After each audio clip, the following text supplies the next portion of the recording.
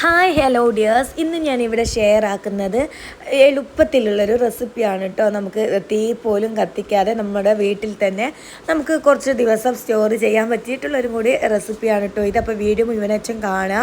അപ്പോൾ നമ്മുടെ butter bun ഇപ്പോൾ ട്രെൻഡിങ് ആയിട്ട് നടക്കുന്നൊരു സംഭവമാണല്ലോ. അപ്പം നമ്മുടെ വീട്ടിൽ തന്നെ നമുക്ക് ചുരുങ്ങിയ ചിലവിൽ തന്നെ ഈ ഒരു ബട്ടർ ക്രീം ഉണ്ടാക്കാം. അതിനായിട്ട് ആദ്യം തന്നെ ഒരു മിക്സിൻ്റെ ജാർ എടുക്കുക. ഇതിലേക്ക് ഒരു 5 ടേബിൾ സ്പൂൺ പഞ്ചസാര ഇട്ട് കൊടുക്കുക കേട്ടോ. എന്നിട്ട് ഈ ഒരു പഞ്ചസാര നമുക്ക് പൊടിച്ചെടുക്കണം. നമ്മൾ ഈ ഒരു ബട്ടർ ക്രീമിലേക്ക് പൊടിച്ച പഞ്ചസാരയാണ് ചേർക്കുന്നത്. ഈ ഒരു പൊടിച്ച പഞ്ചസാരയിലേക്ക് നമ്മൾ വലിയ സൈസ് തന്നെ ബട്ടർ ചേർത്ത് കൊടുക്കുന്നുണ്ട് കേട്ടോ. നമ്മൾ ഇവിടെ ബട്ടർ ക്രീം അല്ലേ തയ്യാറാക്കുന്നത്, അപ്പം ബട്ടറിൻ്റെ ടേസ്റ്റ് ഒന്ന് മുമ്പിൽ നിൽക്കണ്ടേ, അതിന് വേണ്ടിയിട്ട് ഞാൻ വലിയൊരു സൈസ് തന്നെ ബട്ടർ ചേർത്ത് കൊടുത്തിട്ടുണ്ട്. ഇനി ഇതിലേക്ക് ഒരു 3 ടേബിൾ സ്പൂൺ പാലും കൂടി ചേർത്ത് കൊടുക്കാം.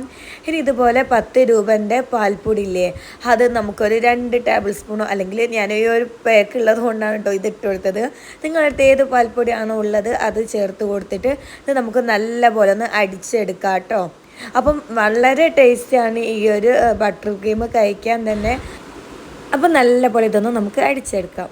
അപ്പോൾ ഇതാ നമ്മുടെ നല്ല ക്രീമി ആയിട്ടുള്ള ബട്ടർ ക്രീം ഇതാ ഇവിടെ റെഡി ആയിട്ടുണ്ട് കേട്ടോ.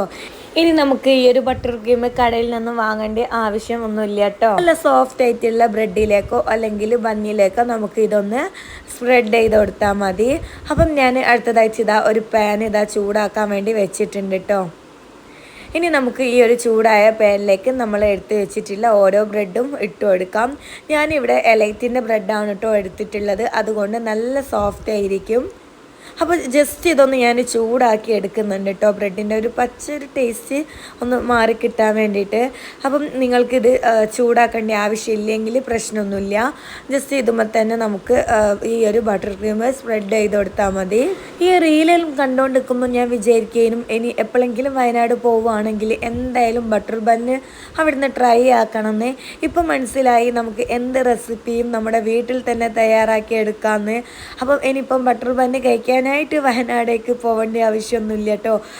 ചില വീഡിയോസിലൊക്കെ കണ്ടിട്ടുണ്ട് ബട്ടർ ബന്ന് കഴിക്കാനായിട്ട് വയനാട്ടിലേക്ക് വന്നിട്ടുണ്ടെന്ന്. അപ്പോൾ ചുരുങ്ങിയ ചിലവിൽ ചുരുങ്ങിയ സമയത്ത് തന്നെ നമുക്ക് ഈ ഒരു റെസിപ്പി വീട്ടിൽ തയ്യാറാക്കാവുന്നതാണ്. നമുക്ക് ഈ ഒരു റെസിപ്പി തയ്യാറാക്കാൻ ഒരു 5 മിനിറ്റിൻ്റെ ആവശ്യം തന്നെ ഇല്ല കേട്ടോ. അപ്പം പെട്ടെന്ന് തയ്യാറാക്കാൻ പറ്റിയിട്ടുള്ള റെസിപ്പിയാണ്. അപ്പം നല്ല സോഫ്റ്റായ ബന്നിലേക്കാണെങ്കിലും ബ്രെഡിലേക്കാണെങ്കിലും ഇത് സ്പ്രെഡ് ചെയ്ത് കഴിക്കുമ്പോൾ നല്ല ടേസ്റ്റാണ്. അപ്പം മക്കൾക്കെല്ലാം എന്തായാലും ഇഷ്ടപ്പെടും. അപ്പോൾ ഈ ഒരു ക്രീം ബാക്കിയുണ്ടെങ്കിൽ നമുക്ക് ഫ്രിഡ്ജിൽ സ്റ്റോർ ചെയ്തിട്ട് ഉപയോഗിക്കാവുന്നതാണ് കേട്ടോ. അപ്പോൾ ഈ ഒരു റെസിപ്പി നിങ്ങൾക്ക് ഇഷ്ടമായിട്ടുണ്ടെങ്കിൽ എന്തായാലും സബ്സ്ക്രൈബ് ചെയ്യുക, കമൻറ്റായിട്ട് അറിയിക്കുക. അപ്പോൾ ഫാമിലിക്ക് ഫ്രണ്ട്സിനൊക്കെ എന്തായാലും ഷെയർ ചെയ്യാൻ മറക്കല്ലേ.